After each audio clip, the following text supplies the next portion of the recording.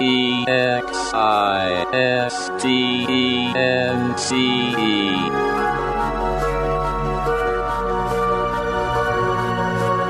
world filled with conflict, in a universe comprised of differences, there's one thing that absolutely everything shares in common. We all exist. Including two guys named Jack and Michael, who like to chat about that very thing over a good cup of coffee. Let's pay them a visit, shall we? Existence Brewing.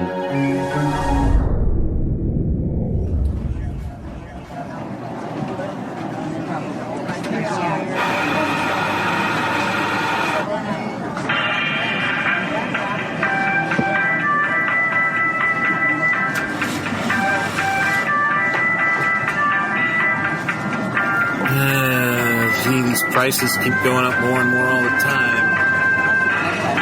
One bean, 23 cents. Who orders one bean? We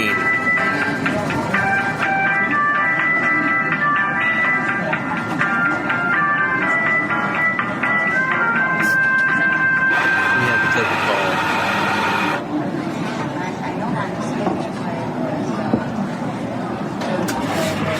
Man, one bean, huh? Yeah, hey, you're here just in time to get today's special. One bean, 23 cents. Sorry, I was on the phone, and I was trying to figure out my situation with my dog. You have a situation with your dog? Well, yeah, we recently lost our dog, and so we have to go and pick up his ashes. And so that's who I was on the phone with. I was on the phone with the mortician. Oh. And that's like a thing is you cremate your dog and yes. And then you get a little box and, then everyone can say, hey, there's our dog. The thing that I was actually amazed at is how heavy the ashes are. A dog's ashes are? Yeah. I mean, he was a 75-pound dog, but I didn't expect him to be as heavy as they are. Well, not to get exceedingly graphic, particularly in the close wake of your dog's death, but yes. The bones don't entirely burn. I've had several pets cremated and several family members cremated. And I must say that I think they tried, at least in my experience, they either try to do a better job with the human ashes to make sure that they're all like powdery, or they just human beings burn better than cats and dogs do, in my experience. And also, how would you know? That's the other thing about the crematorium. To me, it would be the easiest place for somebody to set up fakery that there was. Subterfuge probably exists in the crematorium world, because who's going to check? Like how... Right. I'd like to see my mother get burned up, please. I want to make sure you do it. I want to verify. I want to verify that this is going to be done. Yeah, right. Yeah, they could give you like sand or crushed cornflakes for all you know, and it's just like, oh, okay, here's mom. That's Yeah. So I hope that doesn't happen, but I would imagine that it probably has and does occasionally, because there's fake businesses everywhere. Yeah, there are, and it was an interesting process, and I remember we scattered I think it was my grandmother and my grandfather's ashes at one of the beaches in Seaside, Oregon. Oh, really? And yeah, and I was just there. I know you were, and I was thinking about that. I didn't see the ashes, by the way. Well, it was an interesting. You always have these. You always have these visions of what this looks like, and it was kind of a weird situation because my mom informed me, that we were going to do this, and it was kind of one of those deals where it sounded great at the time, and then right before we did it, she was like, "Oh yeah, and just so you know, it's against the city ordinance to do this." And so we're essentially breaking the law. And I was like, oh, okay. So then we had to be like covert about it. Well, we weren't. Yeah, but did you? Well, and we weren't exactly checking the wind. And so, do you know that scene in The Big Lebowski when... Yes, that's the first place my mind went, of course. They get hit in the face, or, the dude gets hit in the face with the ashes after Donnie's remains just go everywhere. And, that's what happened. That's kind of what happened? Yeah, It wasn't as graphic, but it wasn't this, like, burial at sea that we all envisioned when we said, oh yeah, let's go. I have to say I'm not much for, first of all, the whole city ordinance against spreading people's ashes things. Yeah. That's obviously that exists in a lot of places, and it exists so that people won't be how people tend to be, which is unreasonable. I'm sure the city of Seaside probably doesn't mind. The ocean is vast, and the ashes will go out to sea or easily be foamed up in the waves in a couple of minutes, undoubtedly, and no one's going to know that, I'm swimming in human remains. And by the way, you are no matter what anyway. There's like dead sailor in the water all the time. So, I mean, there's plenty of things that are underneath your feet you'd not want to know about. But they do it to prevent people from being like crazy stupid and spreading them in places where it would be unsanitary or where it just would be, I guess, even, I don't know, in societally, uncouth in some ubiquitous fashion. Yeah, it is. Most people would say, that's wrong. Kind of an interesting deal, isn't it? Because if you think about it, there really isn't ever a situation where I've stumbled upon somebody trying to get rid of a body in the ocean ceremonially. And obviously I've seen it on like on the movies when they bury someone at sea. But, I would imagine there's probably some kind of a law against just taking a body and throwing it overboard instead of having to pay for the burial fee at the local cemetery. There aren't as many Viking funerals as there used to be and probably should be. I'm reminded of the 1900 Galveston Gale in Texas, and this was before meteorology existed, and so weather forecasting was in its infancy. They were okay at predicting, within, a half an hour, look, there's some clouds off the coast. It looks like they're coming this way, but hurricane forecasting was not yet a thing, and this was a very large hurricane that blew into South Texas, and it's referred to as a gale, but of course it was much worse because the water was the big enemy, as is always the case in a hurricane, even though the winds were howling. But they wound up with a real catastrophe. Thousands of people died in that storm, and they had so many bodies in that tight little community that they decided to float them on barges out into the ocean because, hey, it's right there. Look, the ocean, we can just dump. It's like New York City floats their garbage out. Right. And now there's like Garbage Island about a quarter of the way out into the Atlantic, and it's becoming like this biosphere kind of thing. It's not a sphere, but it's like a biohazard itself. Yeah. Well, it's a biohazard, but the animals they're actually making it into something. The earth is doing something with all the trash, and it's literally Trash Island, and things live out there, and they're like new species being discovered. It's actually kind of cool. But when you live next to an ocean and you're humans, it's like, look, I was just watching Summer Rental with John Candy and thinking of like how it's a great movie, but the scene where it's just like, I thought I told you to throw all of the seafood overboard. And they throw like big freezers and all this fish is right into the drink, right there in Tampa Bay, just gone. But the problem, of course, with human bodies is a lot of people don't know this, is, when a person dies, there's an enormous amount of gas that releases within the chambers of the body. And so therefore the body becomes buoyant. And so all of those bodies wound up floating and washing right back ashore. And you talk about, a hell of a stinky mess that they had on their hands. I guess it was just as putrefying as you can imagine. So I have proven rather unceremonious, interestingly enough for me, in the wake of the demise of animals and people that I have known, because I've had, as I said, several pets die and get buried or cremated, and several people now die and get cremated. All of them have been cremated. My sister was cremated. My mother was cremated. My father was cremated. But his ashes were interred at, I I think that's appropriate to say, even though he was not a member of the military, I think you still inter ashes. Anyway, his are in like a tomb kind of thing that was built for him down where he's from in Idaho. Like a mausoleum. I haven't seen it. I don't think he's in a mausoleum. I think he's in a grave that is specifically designed for ashes, which they have. Like they're little shelving units. They're outside. Yeah. The mausoleum would be inside. Okay. And you have to watch out because like that little steel ball with the hooks in it, it'll get you. Sorry, phantasm pen. But outside, I think they have little places where you can put him too. I think that's where he is. Anyway, to me, it's just like I'm not attached to my vessel. I don't even have like a will that outlines what I want done with my body. So I guess have at it. I won't care. The way I see it, it'll just be like, I'm out of here, man. I don't give a shit what you do with this body. I mean, it's too bad it can't be sold to the highest bidder because it still has some value. But funny story. It's been a decent body too. Yeah, no. And it served you well over the years.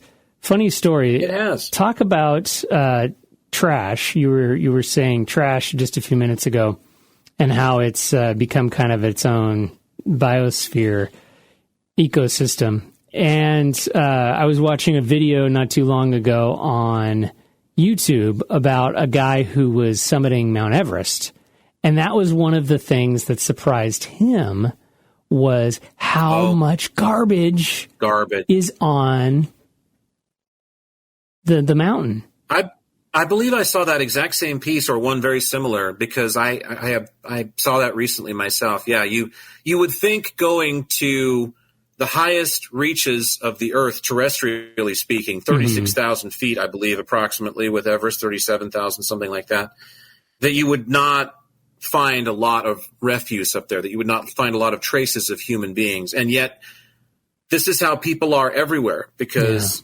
it's the same on Mount Everest as it is at Thompson's Bog on a summer day. You know, there's Mounds wrappers and twisted tea canisters sitting. I mean, it is rolling all over. It kind of reminded me of just like a concert or a sporting event. Like there was just people shoulder to shoulder on this trail going up the mountain, and it was definitely not the way I envisioned it. And I don't know what I had in mind. Maybe it was like a turn of the century expedition where they're all wearing goofy goggles and, planting a flag at the top of the mountain. But no, it was quite the contrary. It looked more like a concert festival.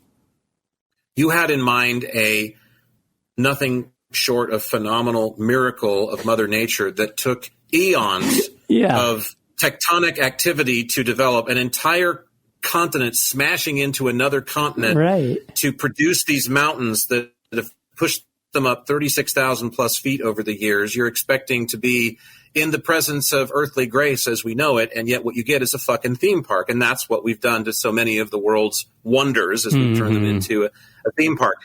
There's a place not too far away from where we live. It's in Oregon, but it's called the Painted Hills, and this is they go through great lengths to protect it from people traipsing out onto it because it's very delicate.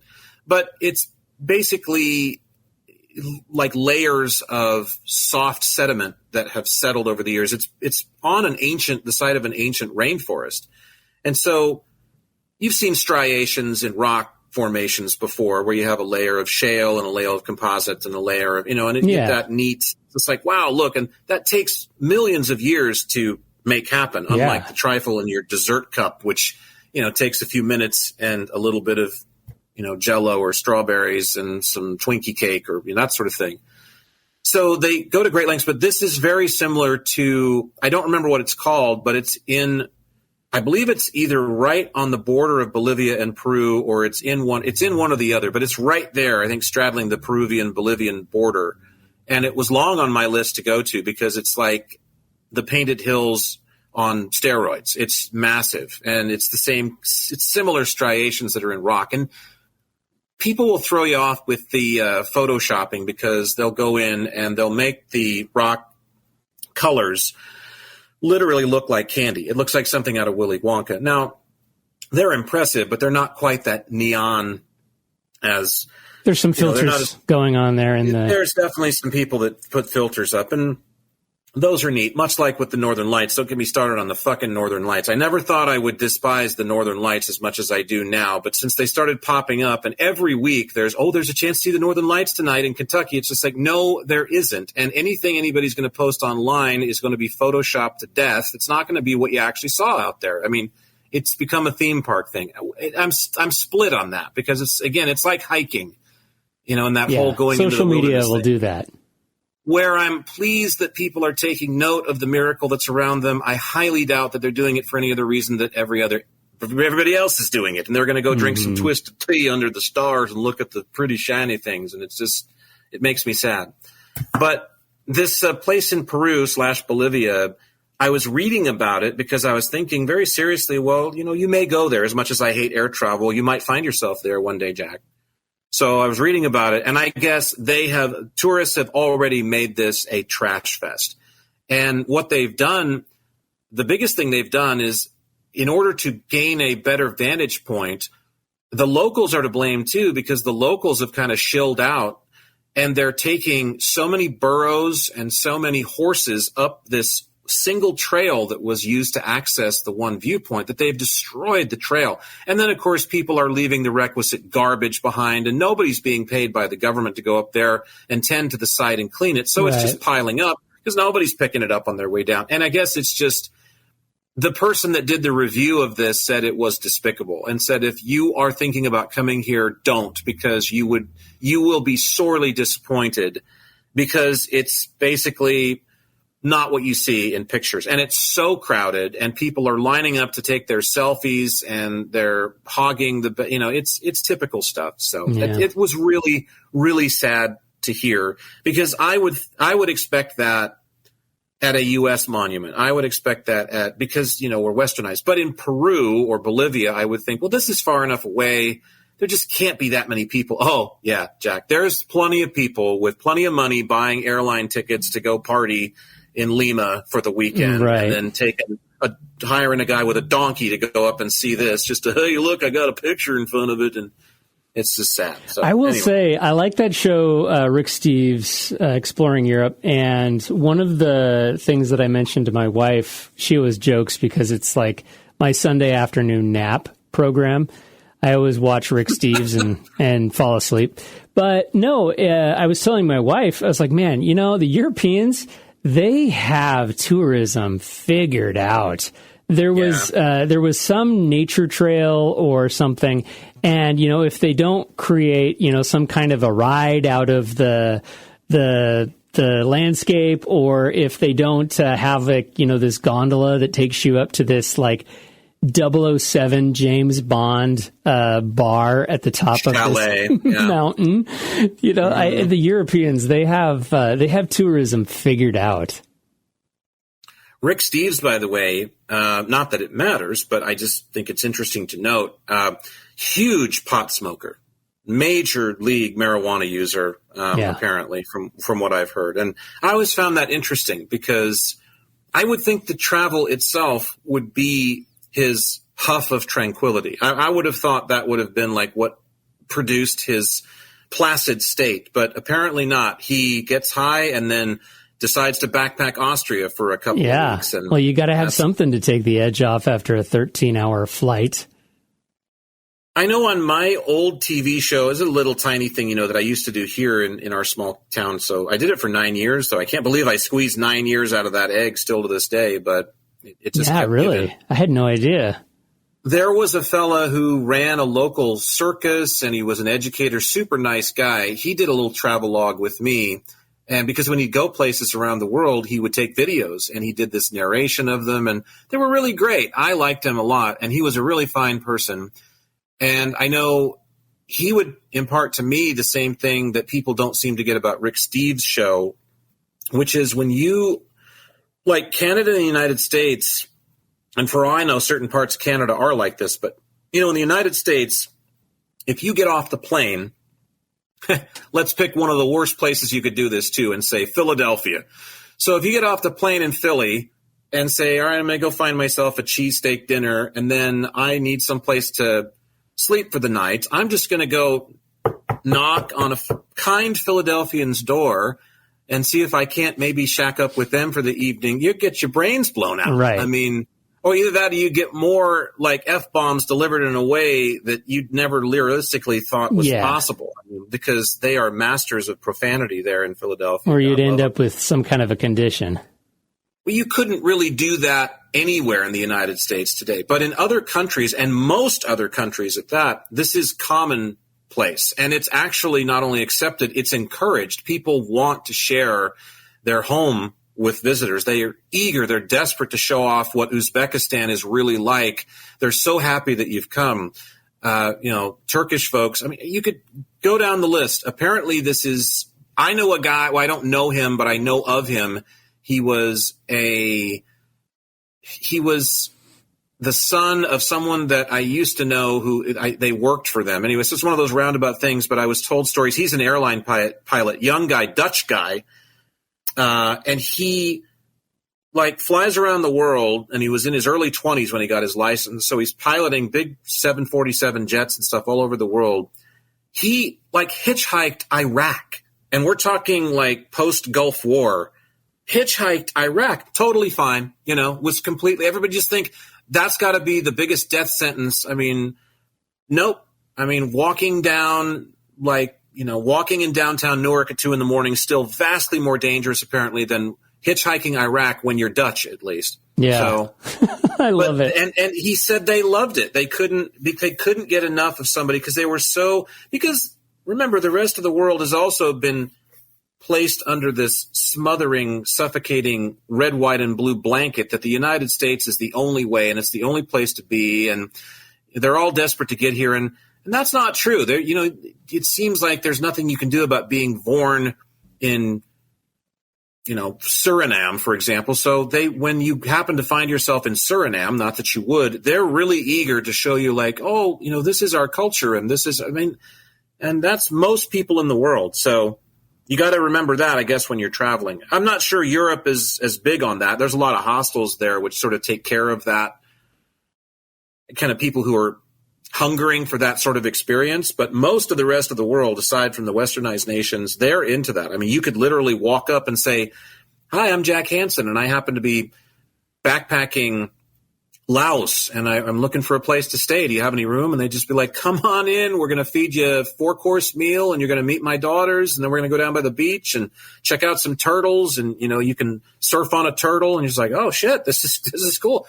Apparently, that happens a lot when you get really savvy with world traveling. So, well, and the narrative that we've been told since the beginning is that the world is a dangerous place.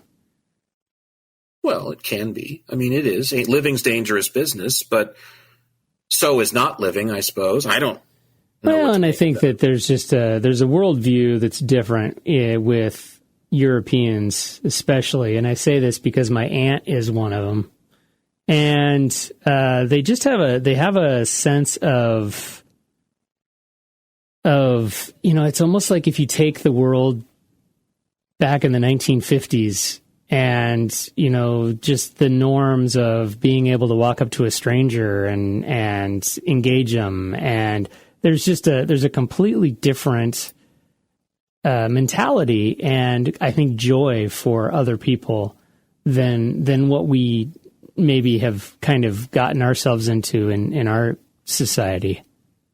Well, and you say the world's a dangerous place, and I think there's two compartments of that. Well, that's what we've been told, is that the world is a dangerous place.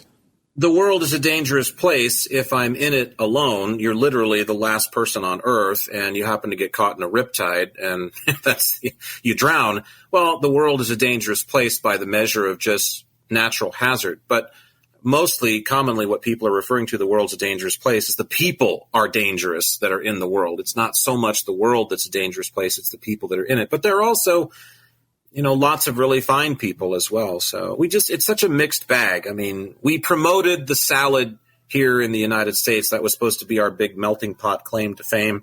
But really, the salad has been happening all over the world for a long time. It's a very mixed bag out there. Well, it is. Our culinary contribution to the world, the salad. Well, because think about it. I mean, if you want to really look at it from the most stark of contrasts, you could go anywhere in the world and meet the finest people and be treated with the best hospitality and, just have the time of your life. Whereas in those same places, if you go to the wrong part of town, or if you go to, if you just happen to be unlucky enough or fate finds you there, you can get raped and mugged and murdered just as easily anywhere in the world, just the same. So, right. What is the variable there that makes that such a fine line to walk? It's people, and it's the unpredictable nature of the people that are in the world as you happen upon them. If you know this guy, then it's like, hey, I'm not surprised that he did these things. He was always weird. Or, gosh, it doesn't surprise me that he took in somebody that was backpacking, some Dutch person who knocked on his door and said, hi, I'm backpacking. And he took him in for a week because he's been such a great guy all these years. So you could say the same thing. It's like what neighbors say after they discover human remains in the apartment above in B6. It's just right. Like, I always knew that guy was bad. I always knew that guy was bad news. Well, and I've even heard that, like in Japan, it's not uncommon in the cities, the inner cities, to see young kids 4 or 5 years old going to school by themselves. And, to me, it's like, okay, well, we've been told that the world is such a dangerous place and that there's all these bad people lurking in the shadows. But yet, we've got other countries that just don't have the violence issue in their schools or in their inner cities, for that matter. Now, obviously, they have prisons, too, and they have people that are locked up in those prisons. But at the same time, it kind of makes you wonder, like, are we in a mindset or in a worldview that kind of has a tendency to perpetuate itself? Well, you have to remember, most of these nations, they're older. There are older brothers and sisters. And as much as I don't like to recognize countries, as much as I'm interested in world geography, but at the same time philosophically don't like to recognize countries from this cosmic perspective, because they are just invisible lines that are pissed in the sand for the sake of one thing or another. But, we have them, we've made them up, and we've decided to recognize them, so there they are. And it's that European thing. It's why kids in Italy that are 5 years old can sit down and have a glass of wine with dinner and be totally fine and never turn out an alcoholic, whereas here, drinking is an absolute problem. I mean, kids die on university campuses daily from binge drinking and from drinking games and from all this alcohol consumption. And what it is to me is just they've been around that much longer. If you're going to stuff, if you're going to do the melting pot salad theory and you're going to stuff all these people together and birth a new nation, regardless of its origins or any protests you might have about it, in hindsight, it's going to have its bumps in the road. European nations have been through thousands of years of history where we has only been through a couple hundred. So, of course, they're going to know better. And they've learned. The biggest one to me is the nudity thing. The nudity thing is the biggest one to me that just really sticks out. The alcohol, like I said, is one thing, but the nudity thing is the biggest thing because we're still hanging on to all that shame. And to me, this is a real baseline shame. To me, there is a shame in inebriation. And, we're probably overdue to get into Jack's thoughts on that, but we don't have to do it today. But, to me, if you willfully inebriate yourself, then you're spitting on the miracle of being here. You're deciding to dull yourself to what the experience really has to show you. Now, getting drunk once just to see what it's like, I suppose, is one thing experientially. But doing it repeatedly for the sake of, I'm numbing myself because it feels better is a pussy move as far as I'm concerned. You don't do it. It's spitting on the miracle of your existence, and it hurts your body, too. You're also spitting on the miracle of your body. So, to me, that's a baseline. An even more baseline thing, though, is this shame of, oh, my body is bad. I can't show it to people. And yet everybody in England walks around fully clothed. But when 1 million girls are going to chase Benny Hill on a bicycle, they're all nude from head to toe. I mean, let's face it. That's the way it should be, right? I mean, they show full frontal nudity on regular television in England, and they've been doing it for decades, long time, since TV was invented, because they don't harbor the same, ooh, it's bad because we were told, because they're past that. It's just like, look, it's just a boob. And you know what? It's healthier if we just show people boobs than if we've talked about this, I think, before on the podcast, the Janet Jackson phenomenon, where it's like, oh, let's show, as much of the boob as we can without actually showing it. To me, that's a mind fuck. That does something to the mind that is far more dangerous than just out and out full frontal nudity, because once it's out, and there's no more layers to peel off. But this insinuation, this suggestion that someone could be nude if the right actions were taken or the right thoughts were provoked, that's dangerous to me. That's why we have people that are holed up in apartment B6 that you haven't seen for a while, and there's an odd smell coming from their,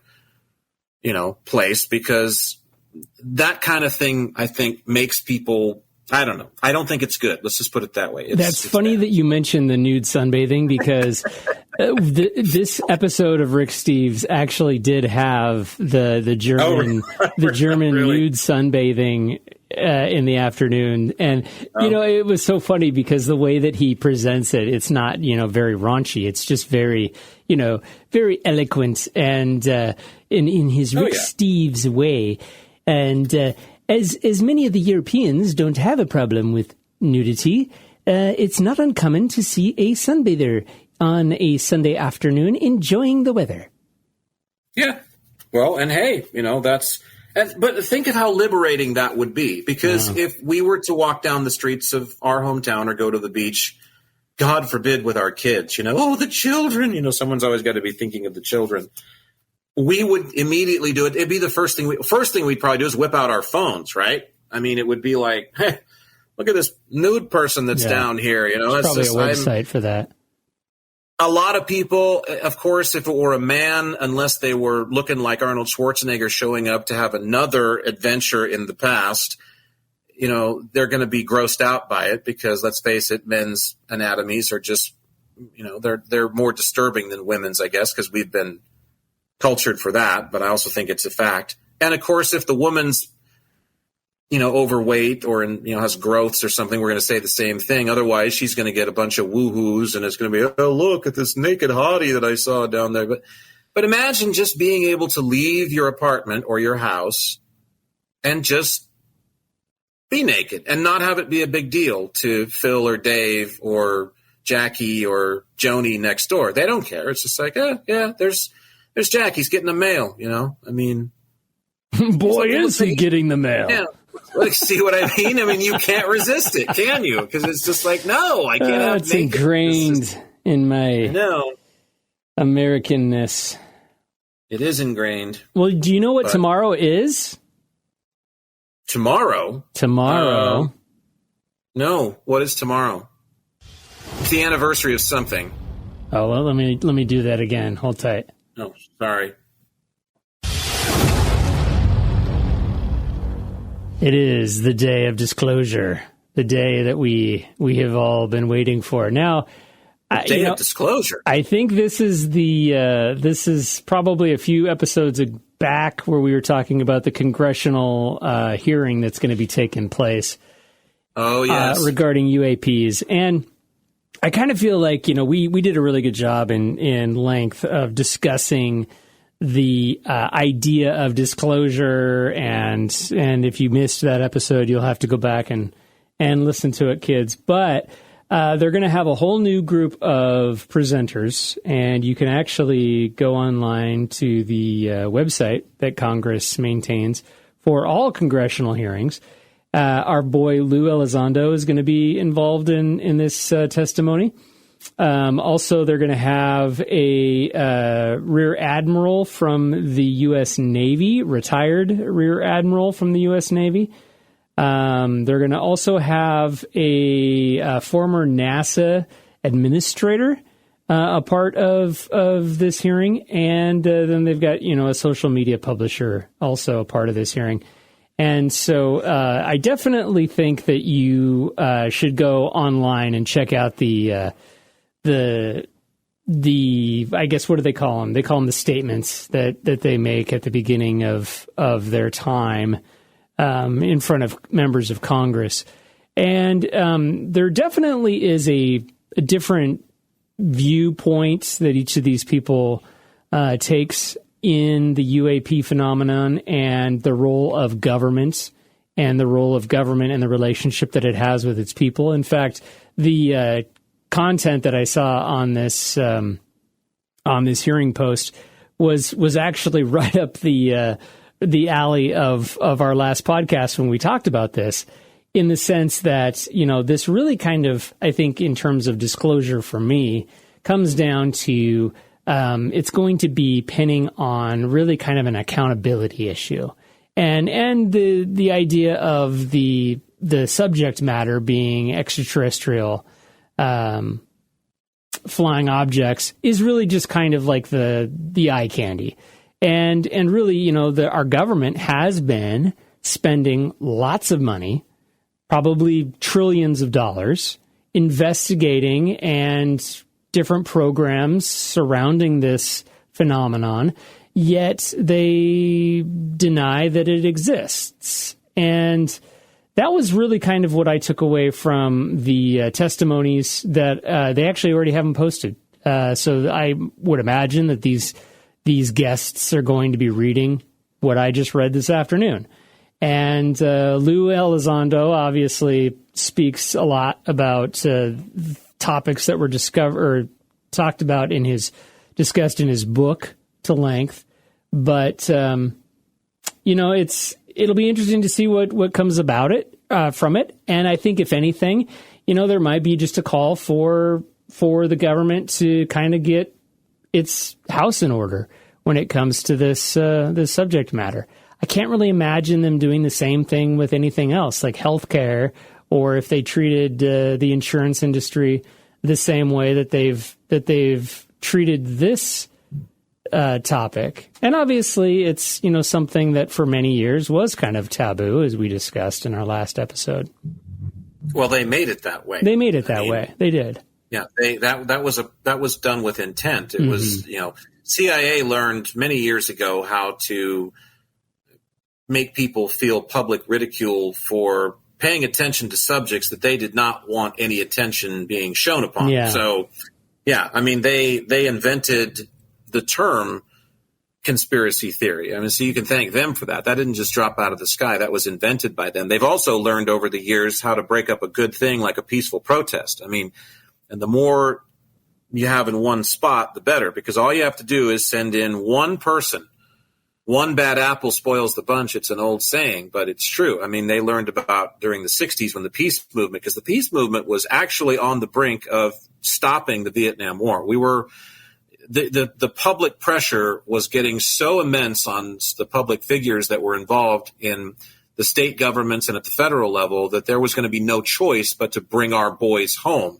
And the CIA intervened and said, all right, look, we've got some new tactics. Let's try them out. So as soon as these peaceful rallies would start and you had 7, 8, 10,000 people in one spot, which try that again with the laws now, given the Patriot Act, you can't. There'll never be an assembly in front of the reflecting pool at the Washington Monument like that ever again. It's not allowed. You could probably barely put 100 people there. And if they don't have all their papers and there's a tour bus sitting there nearby that they can prove they come from, they're all probably subject to arrest for all I know. But anyway, it was a glorious time, but they figured out as long as we send in one or two just to do a few bad things, then we can spin it publicly and say, look what happened when all these people got together. So anyway, where I stand on this. I don't really take a lot of solace in what the government's going to say, because I feel like there's never been any reason given to trust them anyway. They're always going to say it for their own reasons. So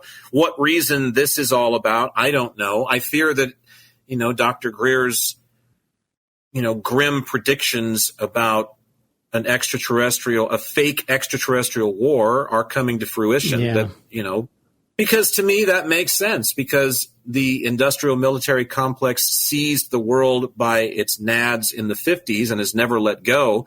And conflict produces trillions of dollars for their machine on a regular basis.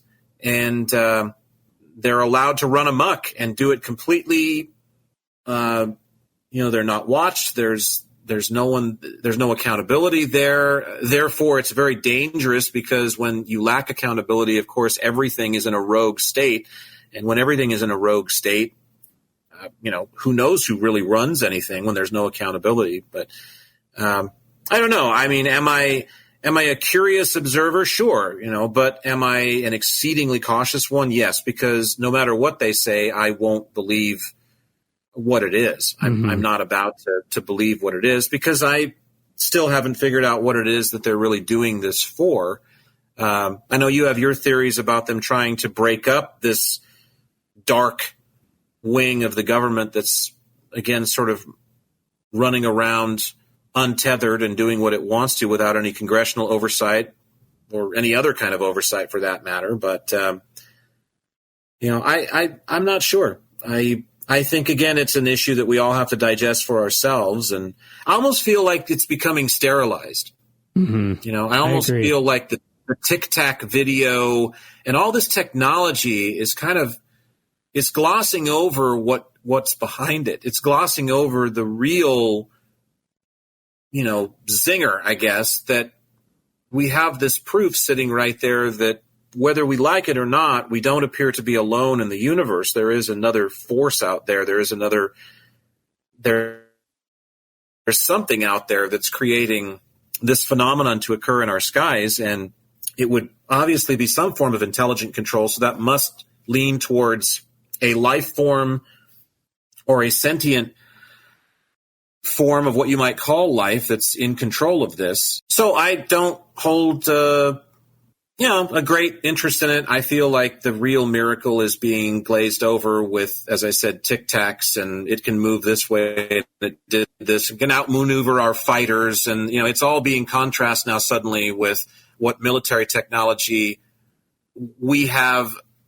And I love the we. Remember, we, as George Carlin said about the flamethrower years ago, we don't have any flamethrowers. They have the flamethrowers. So, this is their technology. Make no mistake about that. But that whatever it is that we're seeing 40 years behind whatever it is they've gotten the jump start on. They have plenty of toys that they have not shown the world. And, that secrecy has just been bad. And I think it's probably another step on that learning ladder. We were talking about, the British and nudity. We're talking about the Italians and alcohol for 6-year-olds at the dinner table with spaghetti. I think it's the same kind of thing. It's seemingly a bigger lesson, but, this focus, this hyper focus on military and defense and allowing these things to get out of the control because somebody's allowed to know what the secret is, and yet other people, most everybody else, is not. And that's not healthy. That's not the way that we should do things. And really, are we living in a world where, we're not living in a Cold War state any longer? So that excuse of, we can't reveal what we're doing in this underground base or this place out in Nevada where we've got all these strange looking hangars and people are seeing weird lights in the sky. Can't tell you about that because after all, the Russians could bomb us. We don't want them to get a hold of this. Well, we don't really have that threat looming over us anymore. And yet we persist with the same motivation to continue keeping it a secret. And it seems to work because nobody really gets too insistent about it. And as I was just watching George Carlin, an interview that he gave. Of course, we're in the wake of the election now, and so this didn't have anything to do with what we're talking about, but I think it's fully applicable. We're all distracted with these little phones that can make pancakes now, as he said. So, we don't care. We're all living in our own little world, and we're only concerned about, what's on our phones. And so we have been heavily distracted from most of the truths that are right in front of us. And that has been, as far as I'm concerned, done by design. They've done a masterful job of it. They learned again. CIA a long time ago said, you want to hide something, hide it in plain sight. You hide it where nobody's going to look and somebody's going to go digging for it and find it. And then we're going to have to explain it. Hide it in plain sight. And then nobody is the wiser. Yeah. And it's the same thing with this. So, am I interested to hear about what is going to be said? I suppose. Am I going to take any grains of salt with it? I'll take a mine full of salt with it, I suppose. Yeah, I think we'll all be surprised if anything really changes because of this next hearing. But just to kind of give you a thumbnail sketch off of all of the information that I gleaned from the testimonies. So Lou Elizondo's big push is that there needs to be a single point of contact or some kind of an agency. Again, now we're creating a new agency to be the point of contact responsible for the whole government approach to the UAP issue. That's his big deal. The second is the idea that there needs to be transparency between the government and its people, and the trust between the government and its people. We all know how we feel about that. Third, Congress should create a protected environment so that whistleblowers within the government can come forward without fear of retribution. Dr. Tim Galley, PhD, he's the U.S. Navy retired admiral. His big deal is pilot safety.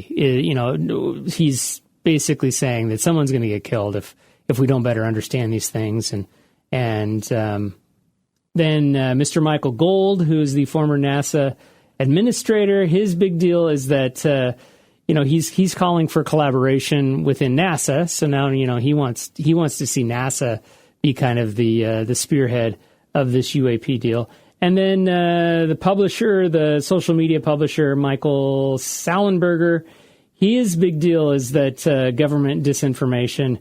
They have a duty to report the programs that they spend money on to Congress. They're not.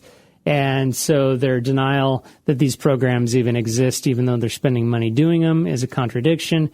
And then, of course, there always is one in the group that wants to then go down the rabbit hole of release the Hunter Biden laptop from hell and the JFK files and the. I mean, I think the list goes on in that guy's mind about government cover-ups.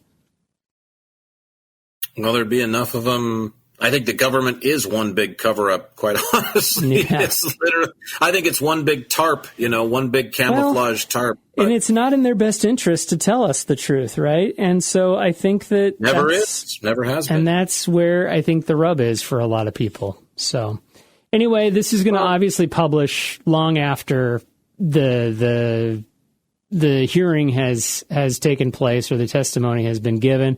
So if anything, we'll see how close we were to predicting. Well, but I also think you have to try to give the masses a little bit of credit, I would hope, for, growing up over the years with this hanging over our heads too. Because if you went back to really even the 1960s or 70s. I suppose you could even stretch it into the 80s if you wanted to. But, especially back in the 40s and 50s when you're still – everything is – the vision is this Norman Rockwell lifestyle, and everything is very it's very – well, ASP, I guess. I don't necessarily need the white on there, but it's very Anglo-Saxon Protestant, I mean, it's very Occidental. I mean, I think it's a word that I use a lot, but I think it's highly applicable. And you unleash this, or you sit at the dinner table, and the actual audacity to, well, what if, Mom, what if aliens were real and they decided to release, people from Mars or here? The biggest affront that it was going to be to society in general was going to be the fracture that it would cause, the schism that it would cause in organized religion, because everything was so faith-based decades ago. So the big threat was we're going to have to rewrite the Bible. All of our religious figureheads are going to have to tell us how these creatures fit into the grand scheme that God and his Son have in mind for us to be saved. Because this was the narrative that people lived their entire lives by. In either the foreground, if they were religious figures and they had a very, outward lifestyle with the church, or mostly people in the background because they were getting up and going to factories every day, but they were certainly going to church on Sunday, and they were doing what their pastor said, and they were doing what the Bible told them, and all of this. So that was the big rub, as you say, decades ago, was if this is released, it's going to turn society on its head, because in Western society, there's no room for this narrative. This paradigm could not exist. It couldn't coexist with the one that's already been established theologically. Now, what's the big deal? Because really, I'm listening today. It's funny this should come up because I'm just listening today. We have all these terrible shows that are on the radio station where I work, and I don't know what this one was, but it's about this guy who starts playing blackjack with this other guy. And to try to nutshell it as much as possible, they start playing blackjack in the casinos, and they realize that they have some way that they can count cards or figure out what's going to come up, and they like score tens of thousands of dollars. Mm-hmm. And then something goes awry, and they decide to get into real estate instead. And they don't do as well in that. Well, yeah, and so they don't do as well in that, and then they jump back into playing cards, and this time they're into like hundreds of thousands of dollars that they've made. So they have something with this blackjack thing. And then just casually in passing, this guy mentions, well, yeah, so me and the other guy who I'm playing cards with making all this money, and a few other guys from our church, and the pastor, I'm like, what? I'm sorry, I'm not a practicing Christian, but I thought that gambling was a sin. I thought this would be highly, that there would be a hairy eyeball from everybody that was higher up in the church. You don't do this. Oh, no, it's, hey, go gamble your hearts away. So, see, this has changed so much because we've made room and we've made, little... we've made exceptions. The sins that used to be a problem. Yeah, exceptions, exactly. Thank you. We've made exceptions left and right for, gambling's a sin, but what's the hurt in a little bit? Mm-hmm. Come on, go, So all of a sudden we have all of these, as you said, justifications for, this is a sin, but only if, and then here come all of the underscoring rules. So we don't really have that hanging over our head with the ET phenomenon anymore. Now, think about it, and you don't have to think about it for long. If little visitors or big visitors or whatever they may look like, we always say little because they don't have to be a big stature, I guess, to, mean a lot to us. But if sentient visitors from another world are coming here for whatever reason, and I don't even think there has to be a reason. I think it just has to be in the spirit of cosmic brotherhood, in the spirit of cosmic togetherness. Hey, we developed these technology. We've been around for billions of years out here. We're by ourselves, or we don't know too many others like us. We found you guys, and we're kind of interested. How can you blame us? I think that's reason enough, don't you think? I mean, I would hope that's what we would do if we were given the license to be that free about it. But, of course, we're not, because it turns into a big game of risk in space all of a sudden. But think about what the biggest problem, what the biggest affront to our way of life is if suddenly you introduce into our current paradigm, hey, there's these things out there, they're super chill, they're peaceful, they're peace-loving, they want to propagate that, they want to send us a message that there's a whole lot of stuff that we haven't even thought of yet to being exposed to, and that our lives, as we coin them, are in so many ways being wasted because we have not yet exposed ourselves to the miracles that exist within time and space, and yet they can help us do that.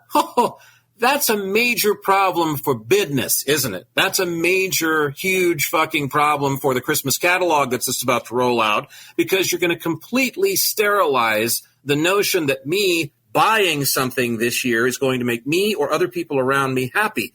That is the affront, folks, period. That is the problem. You cannot introduce extraterrestrial visitors that are filled with peace and love and harmony into the equation and not completely fuck with the American way. That is the problem. Enough said. So we've moved a great deal over the last 60 years with this narrative, and I quite frankly feel like people are not lost on this. They may not be as emboldened about it as I am. They may not be willing to hop online and say it on a podcast, but I think it's there, and I think it's recognized now that it is there, because more and more and more of us are having what I would call, slender awakenings. They're having just these slivers of, why the hell am I really doing this? They're standing in line for an $8 cappuccino again, right? And they're saying to themselves for just a moment, why am I doing this? And they may not come to an answer. Maybe not today, maybe not tomorrow, maybe not next year, maybe not ever, but at least the question was posed for a glimmering instant in what we call existence in time. Yeah. So I do feel like this is catching up to us, and everything happens in the divine right time, as they say. So I think we deserve a collective pat on the back. And this is not for shunning theology's influence on us either. I mean, I have no problem with God. I think we need more maybe not religion, but we need more spirituality in the world for sure than we've got going right now, because we're living in dark days. There's people doing shit. Like I said, these guys are just out throwing money around like it's nothing. Hey, you go to church. I thought that hundreds of thousands of dollars you're making playing blackjack should probably be used to help other people. That was kind of what I thought the message of Jesus was trying to, pretty much say, was you don't need hundreds of thousands of dollars playing blackjack. If you're down here, if you're, walking with me in my message, what you need to be doing is probably helping other people a little bit more. Yeah. So I'm not trying to say that by moving away from turning theology on its end, that it's a better thing. I just think that we're getting more savvy to the lies. I think we're getting more savvy to the game that's been run on us. Yeah. And I also think that, for me, it always goes back to a species argument, which is we have enough people in this world who are having issues with a transgendered person, let alone someone among us who's of a different species, who, oh, by the way, might have a different universal viewpoint. Oh, by the way, might actually have more technology in their hand that could potentially set us back to Genesis. I mean, I really think that we have enough things that we have a hard time as a race wrapping our head around, that most of the people, I don't think, are going to be looking at it from a standpoint of how is this something that we have as a duty to ourselves and to this other sentient being to coexist. No, and I think a lot of the people that have the coexist bumper sticker might disappoint you, but at least there's an effort being made. Oh, totally. At least they put it there. And I will say this, and the last place I want to tread is down all these things that are so divisive in our world, because it just seems to me like even though they deserve a dissection, it may not be the proper time for it, because we're just so riled up about it right now. But I will say this, all of this stuff with, transgender people and with people who are, for lack of a better term, androgynous, or who are not sure with what sex they identify, or all of these gender issues, if we could just lasso it into one term, I think that all plays into the evolutionary process that is happening exponentially for us right now, with the revealing and the notion that we aren't alone in the universe. Let's face it, sex is becoming an antiquated product for its designed purpose more and more every day. We can create human beings in dishes. We've been able to do that for decades now. We can create designer human beings in dishes now. We can splice different things in and give them this color eyes. You can make designer babies now. This is the new thing.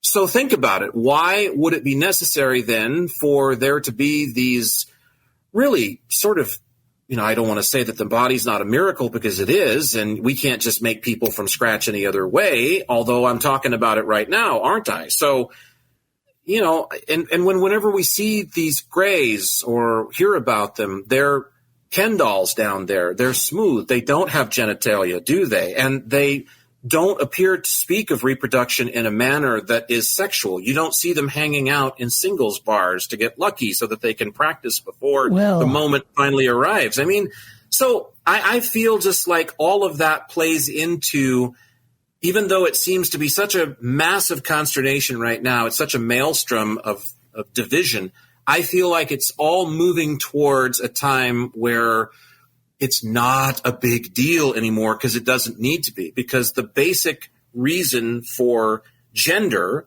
i.e. sex, has been removed from the table. The card is gone, and we don't have to worry about it anymore. Yeah.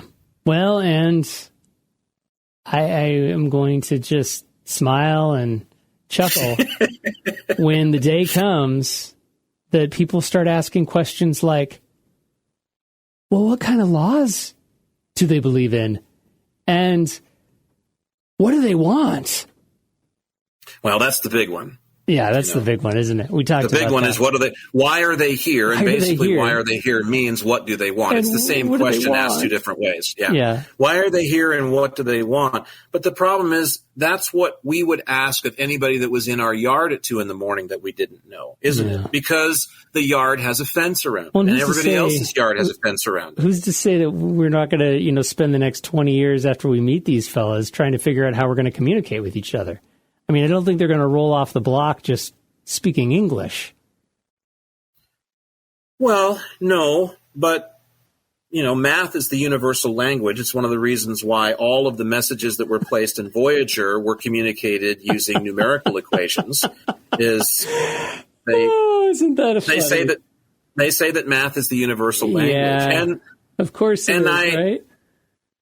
Yeah, and they put that golden record, and it was gold, not as some kind of homage to, like Moroni and the plates, that we never saw. It's was gold because it'll hold up in space well, because gold is, a very conductive material, and it's thought that this record, this LP, would, that's how they could play it the best way. But there's also a depiction of a man and a woman, Homo sapien, male, female. Are they wearing clothes? No, they are not. They are not clothed. They're nude. Yes, thankfully, both were given very modest-sized parts. As I recall, the man, has a penis, but it's just a kind of a doodle. And then the woman has breasts, but they're not like Pamela Anderson sized. They're modest. But I almost wanted to see, I'm picturing like this, I don't know, maybe it's a meme or something. It's a moving thing. And NASA goes out to their mailbox one day and opens it up, and there's this picture. It's been returned by the aliens, and they've they've circled the naughty bits and corrected it and just put try again. Return to sender. Try again in 1,000 more years. Oh, I know. And I sure hope that they have their stereo cartridge on their phonograph when they decide to play that record.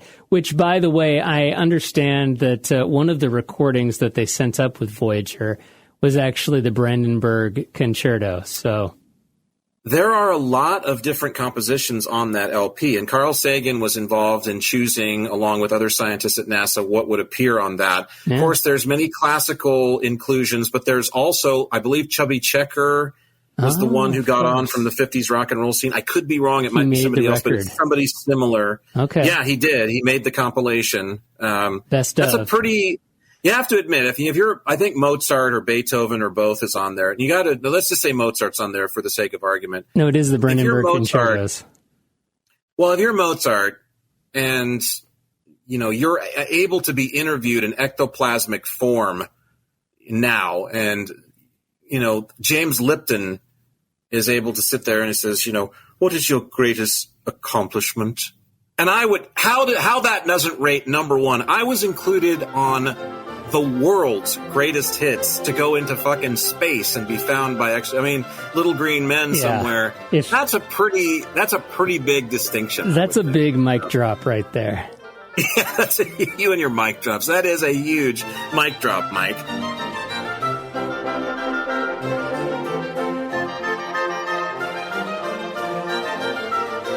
Oh, if this music doesn't just make you think of royalty, I don't know what will.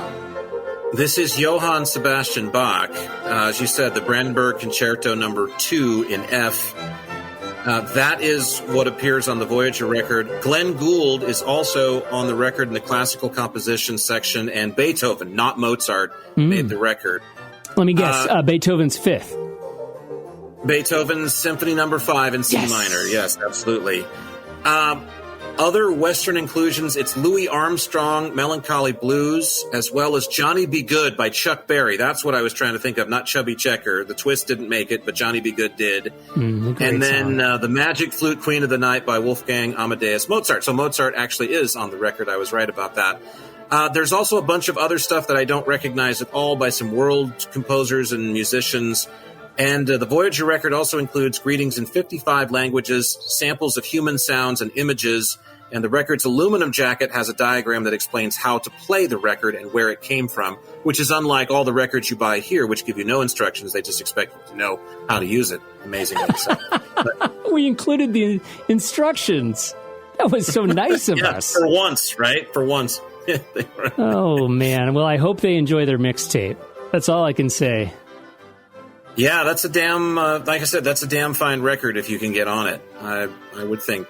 Chubby, I'm going back to Chubby Checker. It's Chuck Berry. Chuck Berry, yeah, Johnny Be Good. Chuck Berry, that's got to be the accomplishment of a lifetime. If you're Chuck Berry, it's just like my whole autobiography, like the first 9 chapters are, I'm on the fucking Voyager record, baby. Nobody else made it. I'm floating through space. All right, until we meet again, Jack Hansen. Indeed, sir. Happy disclosure, for what it's worth.